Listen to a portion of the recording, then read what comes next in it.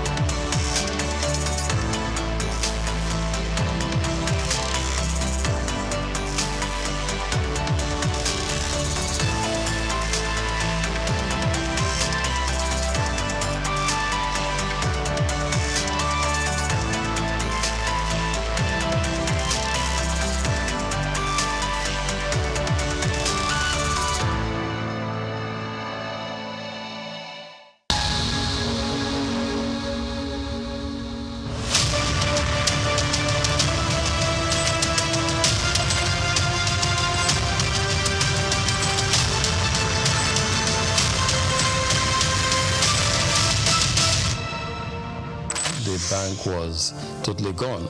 So there was nothing to say they had. But we still approached them and said, we would like to take over this bank. The journey since 1997 has been one thing or the other.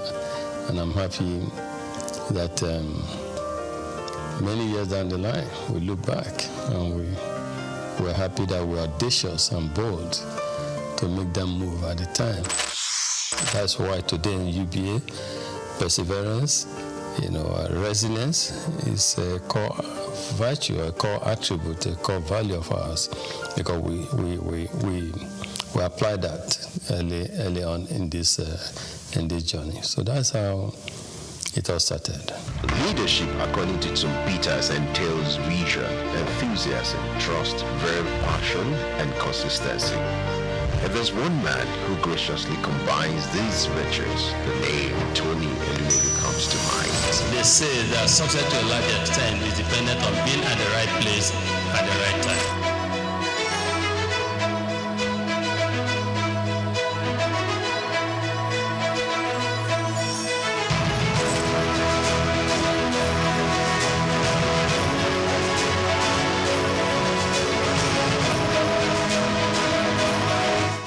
I say to people, my elder brother who is 7 years older than me, you don't have gray hair.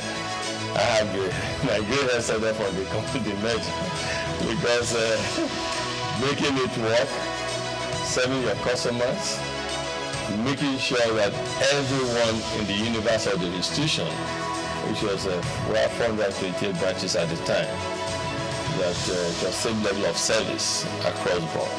Customers of standard trust that were used to a certain level of service delivery. You will not want them to come to the new institution and have a drop.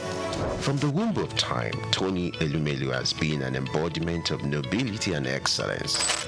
He remains one of the flying eagles and shining eggheads of the banking industry. The life and times of Tony is an inspiring tale. He is one Nigeria who is unmoved by material wealth and self-aggrandizement. Tony's noble qualities were on from his humble background. Growing up with 4 siblings in Jos Plateau State, the cowboy of the banking industry who hails from Anocha North local government area of Delta State, believed in the democratization of law combined with hard work. He began his career as a copier salesman. The Ambrose Ali University graduate of economics also bagged a master's degree in economics from the University of Lagos. In 2019, he received an honorary Doctor of Business degree from Bayero University, Kano. Going to university, I just thought I wanted to be a businessman because my mom's brother, my mom and his brother were just 2 of them. So my uncle was a businessman, in Nigeria, and was quite successful at the time. And I was influenced. I thought he was very rich, and also I wanted to be a businessman, but not knowing whether just a businessman, you know what I mean? Because he was described then as a businessman. And but in university, that was why I read economics, just to see. But in university, I got more enlightened because I knew more how things operated.